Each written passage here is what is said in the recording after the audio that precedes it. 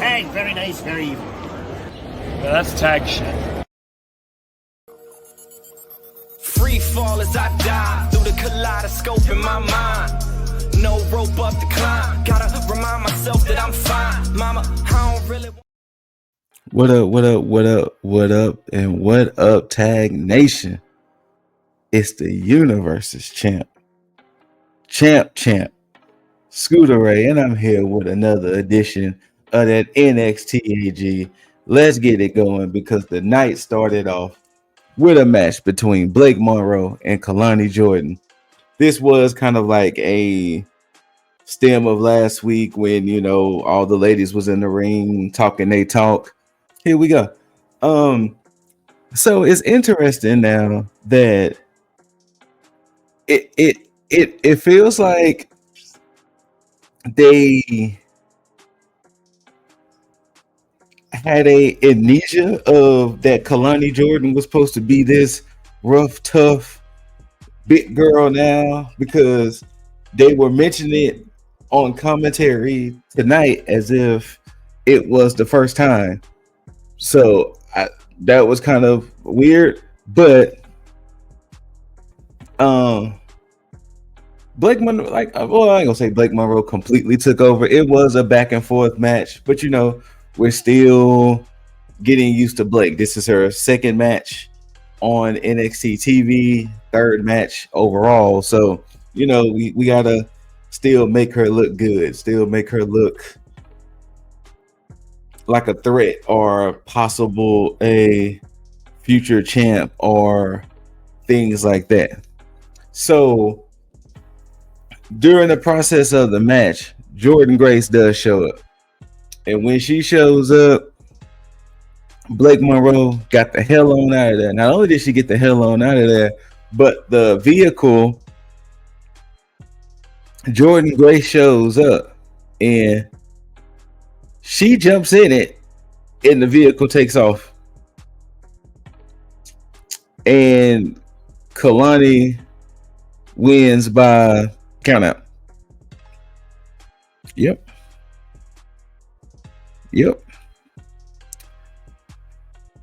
But more on with Kalani later. There was a segment with Chase U. Uriah and Kale are going for the tag team championships. So they was getting a pep talk from Andre Chase. So we roll right into it. For the NXT Tag Team Championships, Hank and Tank defends against Uriah and Kale of Chase U. And Uriah and Kale had a hell of a showing. They came out and went at the champs. They had I'm not gonna lie, they actually did not look bad at all as a tag team, because you know we're used to seeing them kind of just being goofy, being silly, and even when they had matches, they were squash matches to the highest level. But for them to come out and say they had this showing the way they did, that's crazy. And not only that, there was some even near falls.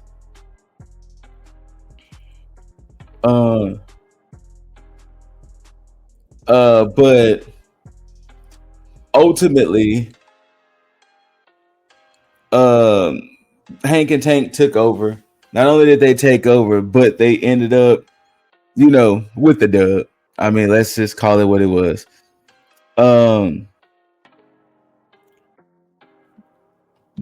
After that, of course, the lights go out. Dark State shows up and beat up all four men. And pretty much, I will go ahead and reveal what they said a little bit later. Pretty much, they put the tag team division on notice. And not only are they putting the tag team division on notice, but they want the tag team gold, pretty much. But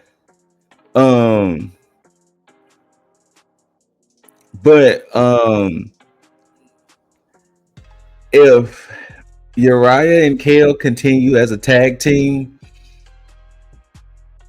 it's a strong possibility that they could potentially be formidable in the future. Not right now, because the offense they did and some of their tag moves and this, that, and the third, they could potentially be formidable in the future. So we shall see.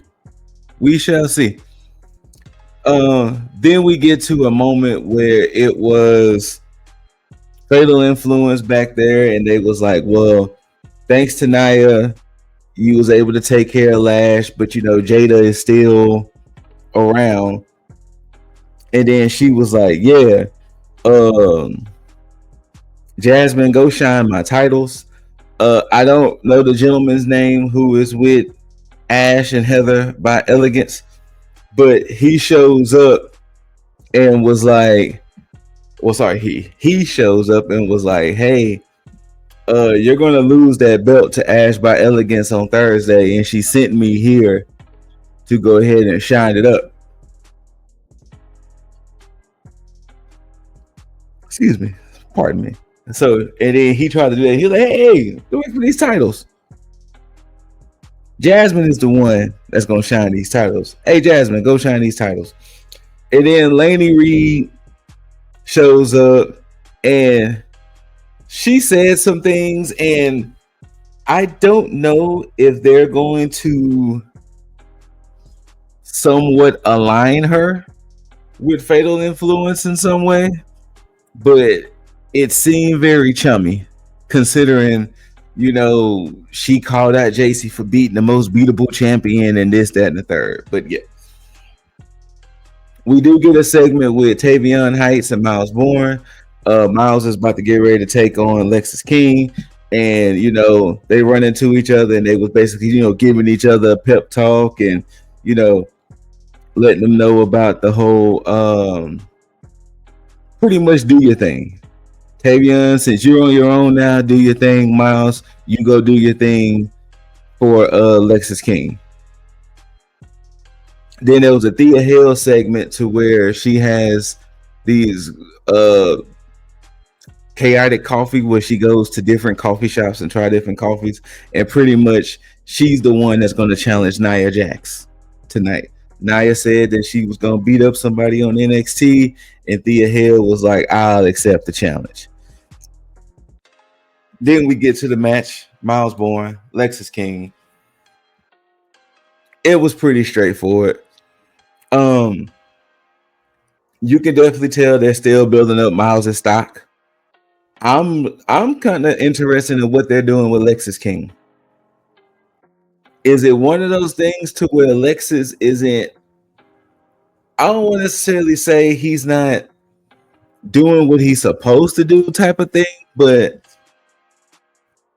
I'm kind of intrigued with Lexis and, you know, where they're going with him. Because like I said, I can see eventually Miles' stock going up and up and up, but I'm kind of interested with the whole Lexis King and seeing, you know, what they're truly going to do with him. Then we get to a Dark Stake segment, and they're pretty much saying they want to put the tag team division on lock. And then when Cutler James talked, Cutler James was like, yeah, we got our thumbs up y'all's butt, and we're going to keep applying pressure until, and they was all looking at him like, hey, yo. And you could even hear the crowd going like, hey, yo, you know. But yeah, it was a speech, a big AO, but it was a speech. Then we get to the Nia Jax, Thea Hale. They was pretty much saying, you know, this was Nia's first match on NXT TV when she defended the women's tag team championships. I think they said in 21, and it was her first singles match, I think they said, since 2016 when she took on Asuka. I think they did say it was 2016, but it was pretty much a glorified squash match. Yeah, Thea Hale does get some offense in, and yeah, she kind of, you know, shows that she's plucky and she's a fighter and she's not going to give up. But for the most part, this was to showcase that Nia is a dominator. So she eventually takes over, hits the Annihilator 1, 2, 3. She was talking her talk about Lash after the match during a post-match interview. Lash came out, and pretty much throughout the whole night they were fighting. They were backstage fighting. They even got entangled into the main event. But literally, I want to say it was like 4 different segments. Nia and Lash was just fighting. But yeah. Jordan Grace was talking to Ava, and I want to say she booked it for Heatwave. Blake Monroe, Jordan Grace, because you know Grace is still in the neck brace, bars. So I think she will be cleared in time of Heatwave. Then we get Obafemi come out there, and he's pretty much like, after beating Enamore and Briggs in Houston, who's next? Who's is next? So Trick Willie comes out, and Trick Willie was like, it should be me, so that way I can walk around here being champ. And Oba was kind of like, whatever. Then Javon comes out. Javon is still like, hey, I still want that NXT championship. Trick is like, I want the NXT championship. Then we hear the music of one Moose. Yep, Moose. TNA's Moose. And he comes out and he has a title shot against Trick Willie at TNA Emergence. So he's pretty much, you know, talking his talk to Trick. And then he was like, hey, don't think I forgot, Oba, between you and I. You know, don't think I forgot. And then that's when the lights go out again, and here comes Dark State. So Dark State tries, and they all get beat up by the quartet of Oba, Trick, Javon, and Moose. And then, actually, I'll get to it when I get to it. We get a segment with Stax and Ariana Grace. Pretty much they're pairing them together. Like, that's what it's coming down to, that they're pairing Ariana and Stax together. I mean, they're a real life couple, so why not? Once again,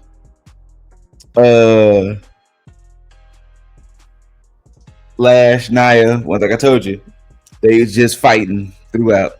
They're just fighting.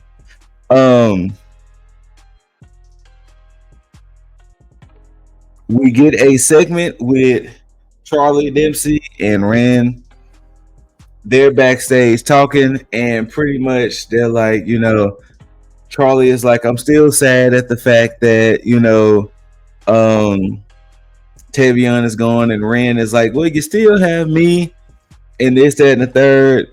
And then it just kind of leads to her all of a sudden start singing Joe Hendry's song, and then Joe Hendry just pops out the refrigerator. Like, legit. He comes out the fridge, and Dempsey is like, fam, why are you even here? Type of energy, you know? And then pretty much a match is going to be made for next week. Joe Hendry, Charlie Dempsey. But yeah, he just, all of a sudden, Ren just starts performing his song, and he literally pops out the fridge. And it was like, okay, this is we're here now. You know, we get Enamora and Stax. And pretty much with the Enamora and Stax, you know, this stemmed from the last week of the Brawl, and Enamora had hit Stax and everything. So here's their one-on-one. I really don't know who this match was for. Like, I'm not mad at the match, but Stax is still your Heritage Cup champion without a cup. You know, are they trying to also make Enamora a star as well? I don't know. But Ariana does come out. She causes interference for Stacks, and all in the chaos of her coming out, Briggs hits a big boot on Inamura, and pretty much that's how Stacks gets the dub. So I'm pretty sure either at Heatwave or maybe the NXT in Philly in 2 weeks, we're definitely going to get Briggs and Inamura. Then we get Ethan Page coming out, and he's pretty much, the same braggadocious thing that he's been doing. And then we hear the one, and right when he's trying to do the Canadian national anthem, we hear the music of one Tavion Heights. Tavion Heights is like, I'm gonna go, quote unquote, get me some. Miles is doing his thing, I'm gonna do my thing. And pretty much he gets in Ethan's face, and pretty much he's like, I got a bunch of pent up rage, and Ethan, you looking like the target. And Ethan was like, whoa there, boy, And we hear the music of one Chelsea Green and the Secret Harvest.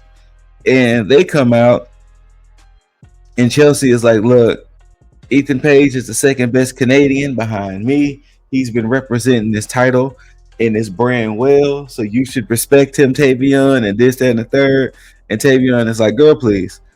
And then she gets in his face, and she was like, you're not the type of man that would hit a woman. He was like, yeah, you're right. And he just pops Ethan Page in the face. And then he goes, but I will find a woman that will be willing to hit you in the face, Chelsea. So that's how that ended. Now, fast forward to what I was saying. I'm sorry. Taking out one of the pins. Kalani was back there talking with Lola Vice. And Kalani pretty much was like, so now it's kind of weird because how she was this, I'm a tough girl, I'm a grown woman. Now she's seeming to kind of be reverting back to how she was, because when she was talking to Lola, she wasn't as this braggadocious, not so much braggadocious, but she wasn't this, I'm a tough girl type of thing that she was doing. And Fatal Influence walks up, and they're pretty much talking trash to Lola and Kalani. And Jasmine comes with JC's championships, and she was like, oh, good. I did tell Ava to put y'all two in a tag team match. So now, So now I see who y'all's opponent's going to be. So I'll let Ava know. So next week, we're going to get Fallon and JC versus Ava and Lola. Then Ava is in her office.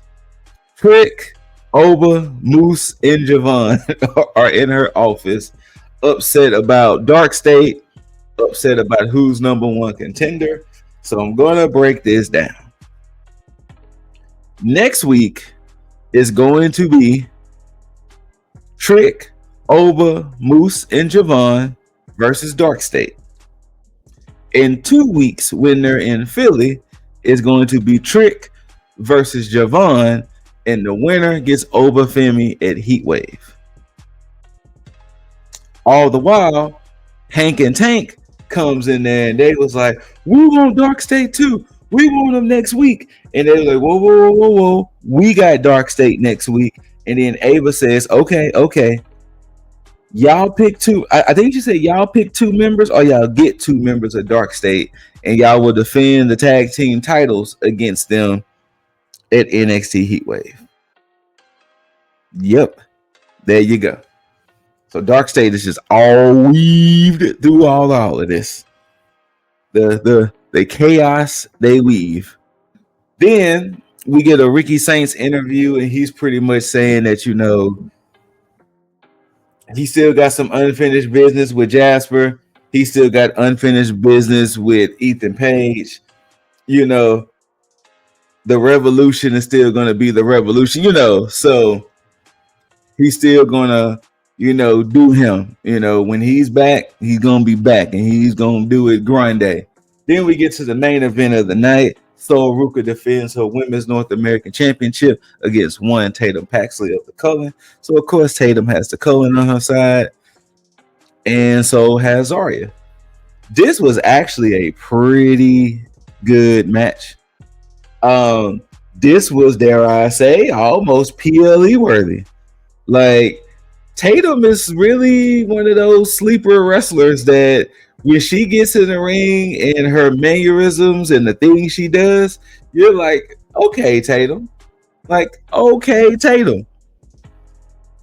Bunch of back and forth, the action was good. And then, of course, the Cullen wanted to interfere. Zarya was trying to stop. And then this is where things got weird. So Tatum hits a top rope neck breaker. Spears to where she had the doll, to where Spears had the doll. He puts it in the ring to give it to Tatum, but it seemed like Izzy was trying to stop him from doing it or something. I don't know. But then Lash and Nia comes out there fighting. So now there's chaos of Lash and Nia fighting. Zarya is trying to dodge them because she's like, I don't want to get mixed up in this type of energy. So ultimately, I think Lash crashes into Nia through the barricade, and pretty much both of the women were done. Once all of that chaos was happening, Tatum does have the doll in her hand, and she seems, I guess, in a trance from the doll, and then boom, Soul Snatcher, 1, 2, 3, Ruka retains. They're gonna have to explain why the Spears decided to give her the doll, because it's like, was she supposed to use that as a weapon? Was that supposed to like get her to Hulk up? Like, I'm kind of confused with the whole doll thing, in all honesty. Like, that was kind of a weird thing, and especially since Tatum was kind of like, hey, don't give it to, like, I don't know. But pretty much that was NXT as a whole. I mean, we're now building towards the show in Philly, which is in 2 weeks, and we're building towards Heatwave, which is on the 24th. Sunday the 24th. So that's pretty much where we're at with NXT. Like I said, it wasn't a bad show. I mean, it has some good action, some good matches. Like I said, this tag team match was like surprisingly good to where I was like, damn, maybe Uriah and Kale have more talent than I thought. And then of course, this match was actually pretty good too. So it was some pretty good, pretty decent segments. So, it's definitely worth a watch. It's definitely worth checking out. And that's pretty much what we will end it. Whether you love it or hate it, don't forget to rate it. Thumbs up, thumbs down. Like, share, comment, subscribe. Hit that notification bell. My bad. Tag that notification bell so you can be notified for when we post videos. Shout outs to the rest of the tag brethren, Lip Dizzle, Jaeger Bombastic, Juggernaut, and Leo. Shout outs to you out there. And make sure you love one another, love yourself, you take care of one another, and you take care of yourself. And until you hear these immaculate voice and you can just look at the handsome face in the picture, because especially now, let me full screen it, especially now this picture has came to fruition because I am the current holder of the tag technical predictions championship and the tag predictions championship. Yep. Champ in this thing. Until next time, Tag Nation, don't forget to tag out. Peace.